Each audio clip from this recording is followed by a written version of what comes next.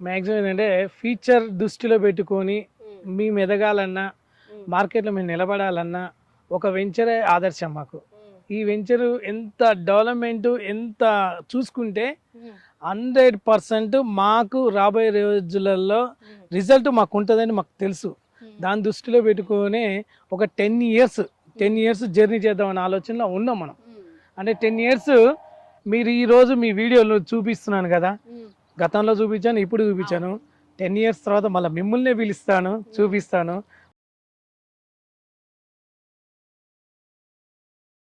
మా కస్టమర్లకి 100% 10 years maintain చేద్దాం అనుకున్నాం. దానికి ఒక ప్రణాళిక చేశాము. అది మా యొక్క కస్టమర్లకు డైరెక్ట్ వాళ్ళకి కాల్ చేసి ఒకసారి ఆఫీస్ పిలిపించుకొని ఈ విధంగా వెళ్తాం ఈ విధంగా వెళ్తాం అని సబ్జెక్ట్ చెప్పి ఈ 10 ఇయర్స్లో రీసేల్ అంటే ప్లాట్ కొన్న వాళ్ళు ఈరోజు ఒక 25-30 lakhs మధ్యన పెట్టుబడి పెట్టారు. కానీ 30ని 40 నుంచి 50 చేయాలి. కానీ 30ని 30 చేస్తే అది రిజల్ట్ ఉండదు. అంటే రియలిస్టిక్ ఎవరైనా సరే.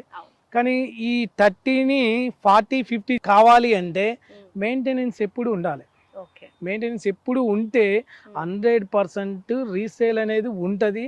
దాన్ని దృష్టిలో పెట్టుకొని దాని యొక్క ప్రణాళిక చేశాము. అది డైరెక్ట్ ఎవరైతే కొన్నారో ప్లాట్లు మా యొక్క కస్టమర్లని వాళ్ళకి మేము చెప్పే పద్ధతిలో మేము చెప్తాము. వాళ్ళకి ఇప్పుడు వాళ్ళతోనే మాట్లాడాలనే ఆలోచనలో మేము ఉన్నాము.